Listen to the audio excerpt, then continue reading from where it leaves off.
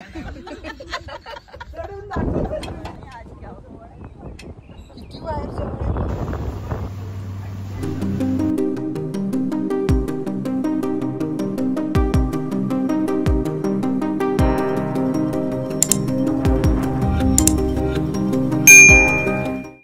कधी कधी अचानक ठरलेला आउटिंगचा प्लॅन किंवा अचानक ठरलेली ट्रिप खूप भारी होते. एक एकदा 15-15 दिवस प्लॅन करून पण इतकी छान होत नाही, त्यापेक्षा सुद्धा मस्त. गुरुवारी मम्मीचा कॉल आला की आम्ही सगळ्या मैत्रिणी पन्हाळ्याला चाललोय, तू येणार का? तर म्हटलं चला जाऊया. जाताना सगळ्यात आधी केरलीच्या मठामध्ये दर्शन घेतलं आणि आम्ही पन्हाळ्याला गेलो. वातावरण खूप छान होतं. बऱ्यापैकी ढग दिसत होते. असं वाटत होतं की पाऊस येईल, त्यामुळे सगळ्यांनी छत्री रेनकोट बरोबर घेतला होता. साधारण आम्ही 4 वाजता निघालो. कोल्हापूरपासून एक 20-25 किलोमीटरवरच आहे पन्हाळा. पन्हाळ्याला पोचलो. सगळ्यात आधी गेल्याबरोबर तिथं करवंद दिसली, तर आधी करवंद खरेदी केली. मला करवंद, जांभळं हा रानमेवा खूप आवडतो. तुम्हाला पण आवडतो का? आणि खूप गोड होती बरं का. जराशी भूक लागली तर धर. मी म्हटलं ह्याच्यात ठेवले आता आहे बघ. जराशा भूकेत ग्रुपमध्ये सगळ्यात लहान असण्याचा फायदा हाच असतो की तुम्हाला भूक लागली म्हटल्याबरोबर सगळ्यांच्या पिशवीतून काही ना काही निघतं. या सगळ्या माझ्या मम्मीच्या पिशवीमधल्या मैत्रिणी. पन्हाळ्यावर 13D शो चालू झालाय, तर तो पाहिलाच नव्हता. खूप महिने झाले ॲक्च्युली इनॉग्रेशन होऊन. तर तिथं गेल्याबरोबर आधी आम्ही तो पाहण्यासाठी गेलो. थिएटरसुद्धा बघा बाहेरून किती मस्त केलंय. आतला ॲम्बियन्स पण तुम्हाला दाखवते. सगळ्यात आधी गेल्याबरोबर आपल्याला प्रीमियर दाखवला जातो एका छोट्या पडद्यावर आणि मग आपल्याला आत एंट्री मिळते. खूप छान अनुभव होता. तुमच्याबरोबर जर लहान मुलं असतील तर त्यांना बघायला नक्की न्या. काहीतरी नवीन होतंय कोल्हापूरमध्ये, पन्हाळ्यामध्ये, तर बघायला हरकत नाही.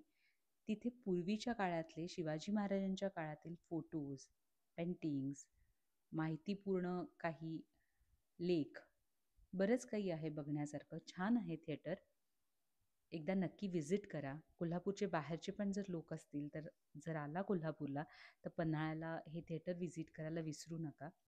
खूप मेहनत घेतलेली आहे. खूप छान आहे ही शॉर्ट फिल्म, अगदी बघण्यासारखी आहे. आणि सगळ्यात महत्त्वाची गोष्ट म्हणजे सकाळी नुकतीच एक शाळेची ट्रिप येऊन गेली होती आणि त्यांनी खूप सगळा कचरा केला होता. ही लोकं सगळी स्वच्छ ठेवायचा प्रयत्न करतात, पण आपण जाऊन जर असा कचरा केला तर खूप चुकीचं होणार आहे. कुठे कचऱ्याचा डबा आहे बघून कचऱ्याच्या ठिकाणीच कचरा टाकला जावा, ही एवढीच अपेक्षा आहे. तर इथे शिवाजी महाराजांचे फोटोज, संभाजी महाराजांचे फोटोज, काही शिलालेख, अशा बऱ्याच गोष्टी बघण्यासारख्या आहेत.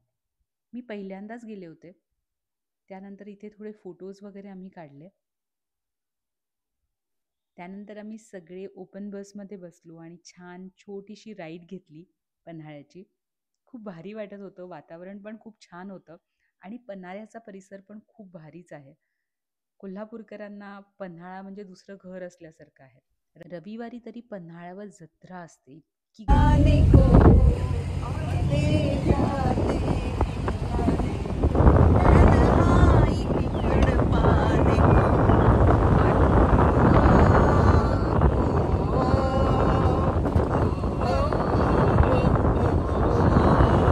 ज्या शोला गेलो होतो त्याचं तिकीट साधारण ₹150 आहे आणि या राईडचे एक ₹50 वगैरे घेतात. पण छान वाटतं.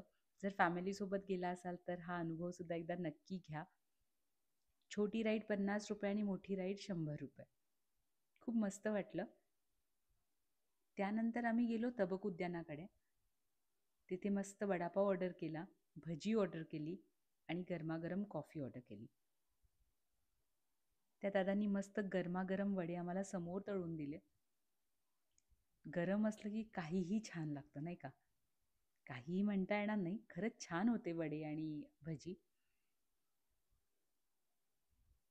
सगळ्यांनी मस्त ताव मारला.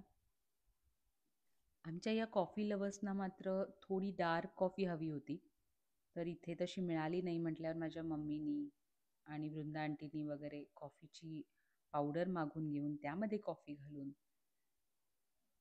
मग त्याचं सेवन केलं. काय बोलणार आता. यानंतर पुढे आम्ही थोडं चालत फिरलो. इथे एक मस्त आंब्याचं झाड होतं, पूर्ण कैरीनं लगडलेलं होतं. अजून पिकायच्या होत्या, त्यामुळं कैऱ्या खूप अशा भरपूर घस लागला होता कैऱ्यांचा. पन्हाळ्यामध्ये बरीच डेव्हलपमेंट झाली आहे. सायकल्स, राईड्स, बरंच काय काय झालं आहे. आम्ही सगळे फॅमिली जेव्हा तबक उद्यानात यायचो ना पन्हाळ्याला, तेव्हा दिवसभर थांबून संध्याकाळी परत जायचो. इथे रानमेवा पण बराच मिळाला.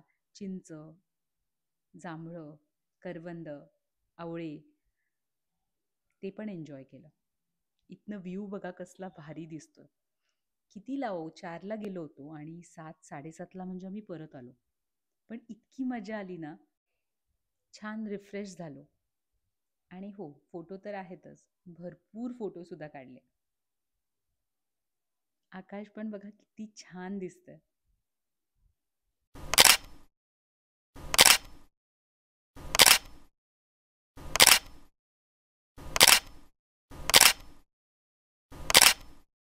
लवकरच भेटूया अशाच एका व्हिडिओमध्ये. जर चॅनलला सबस्क्राईब केलं नसेल तर नक्की सबस्क्राईब करा. Thank you so much for watching.